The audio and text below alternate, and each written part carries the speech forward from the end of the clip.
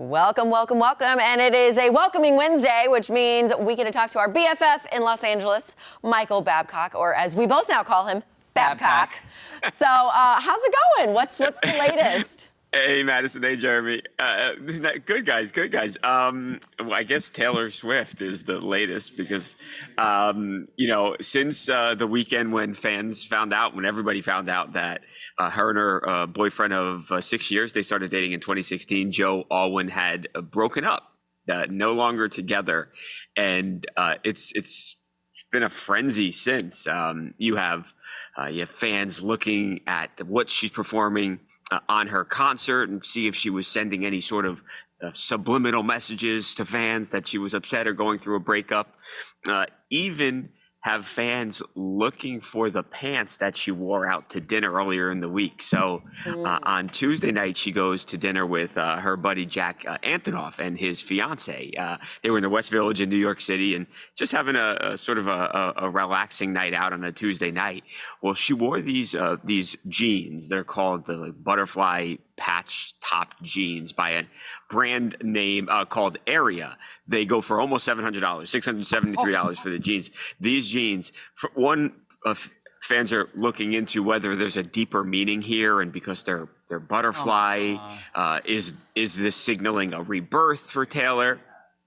I don't know. The rebirth butterfly. Yeah, the old rebirth. I do know that the jeans are like sold out everywhere. And if they're not, they're almost sold out everywhere because her fans are just buying them because she wore them. And they're, like we said, they're almost $700. So. And if you look at her fan base, I mean, yeah, she's got her celebrity fans, but what Swiftie has $700 laying around? A lot of parents, yeah, right. And maybe a lot of parents see on their credit card statement this month. Right?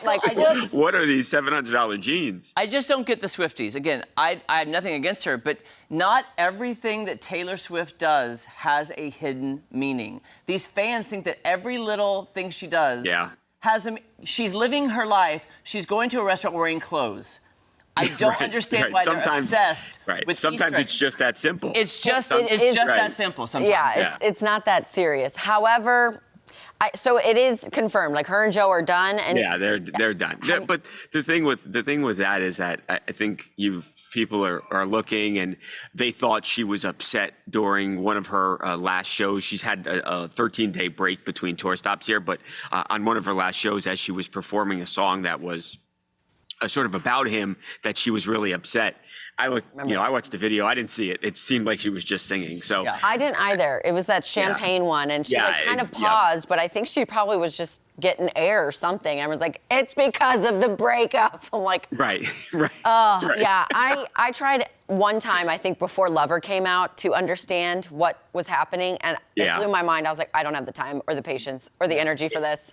Swifties, take it away. I've seen like people in here like cry over something that happened with Taylor Swift. I don't get it. It's insane. The draw, it's incredible. It really is remarkable, the draw and how loyal her fans are to her. I don't know. And can I say maybe Beyonce? I don't know who else in music right now has that sort of devotion from their fans. Yeah. But what I don't get to is I know from what Maddie was telling me, because I didn't really know much about her ex-boyfriend. I was asking Maddie about it yesterday, because I'm like, I guess he's an actor. And it seems like they weren't even spending that much time together. So if she's not, I can't imagine her being that upset about the breakup when you're not seeing that person every day. So if she comes out with a whole album bashing him next year, I'm going to have some issues. I do have one prediction. I have heard she was the one to spark the breakup, so I don't think she's going to have a bashing album. It is going to be an album about maybe a lost love, or like a love failure. But I don't know if there's going to be any jabs at him. I hope not. I hope not. I mean...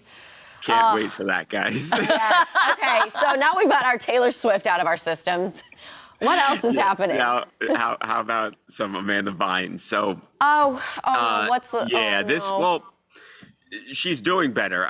First of all, that's I guess is the most important thing. She's doing better. On March 19th, Amanda Bynes was she flagged down a car in downtown LA. She was completely nude and was coming out of some sort of psychiatric break. And she realized that. And she actually, again, she flagged down a car, asked to use the cell phone and called for help. So she went was on a psychiatric hold for about 3.5 weeks. Now she has since been released. That happened like April 11th. She's been released and she's receiving outpatient care now.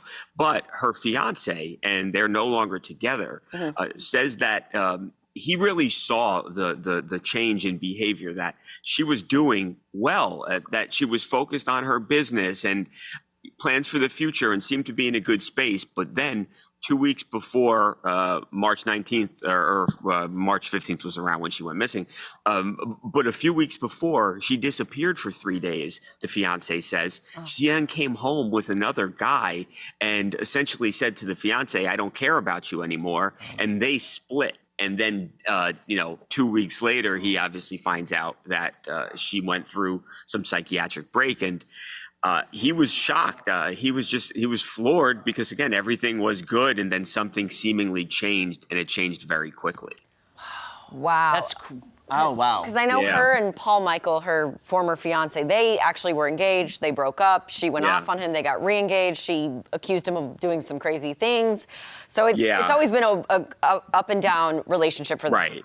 Right, it's not the most stable relationship, certainly. So maybe it's healthier for her to not even be in that relationship. But I do think it goes to show that something happened, and her mindset changed. Is it a case of medication, getting the medication right? Could be. Because I know she's gotten help. Could be. Was better. I've had family members also with mental health disorders, right. And once you get on that medicine, you think you're good. You think you can stop taking it because you feel good. Right. And then it sets off another. And then you stop taking it, and you're not good anymore. Yeah. All your levels are. And I've heard people talk about that and speculate that that's what happened here, and I think that's likely a good theory. And she was in a good place, and like you said, Jeremy, you think you're in a good place and you don't need it anymore, and then she was in cosmetology school, getting her nail tech license. She was posting daily about, this is the latest project I've done. This is the newest customer, my client. And all of a sudden, it stopped, and that should have probably been our first, as just viewers and fans of her, something's happening. No, and I wonder, and hopefully she does. Hopefully she can get back to that. I mean, not saying it's going to be like Kylie Cosmetics or anything, but she's got some star power, and if she were to start a business, I probably would do well. So I think everyone wants her to succeed. They want to see her. I do too. Come out of this. I feel bad for child stars in general, just because it seems we have way too many of these stories about former child stars. And then the path they go down. It makes me sad. Can't be a coincidence, right? It's not a coincidence. So you obviously hope she's doing well. Well, I mean, I guess the silver lining here is, from everything we've heard, is she did well when she was in the facility. Now out of the facility, doing well. So hopefully it continues. P.S. Before we leave you, Michael Babcock, are you best friends with Tom Sandoval yet? No, not yet. I mean, I just told you, I was at that one fight with him that one time, but that's it. That's it. Well, we love your TMZ coverage of all the Scandival. All the Scandivals. Thanks, Babcock. Thanks. We'll see you next week. Bye, guys. We'll see you next week. All right. You can catch TMZ weekdays at 5 p.m. and TMZ Live weekdays at 2 p.m. right here on Fox 49. Don't go anywhere. We have an audience participation game coming up right next with Charlie. Charlie. He's ready.